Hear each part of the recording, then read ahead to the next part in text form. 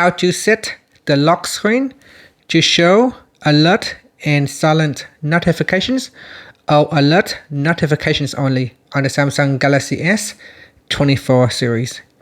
First, tap on the home button to go back to the home screen. And from the home screen, swipe down at the top, then tap on the settings icon. Next, in the settings page, we then scroll down and tap on notifications. Now after that, go down and tap on lock screen notifications. Then go down and tap on notifications to show.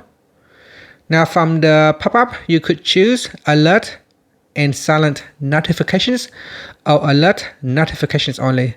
So select one of the options and then tap on the home button to go back to the home screen. And that's it. Thank you for watching this video.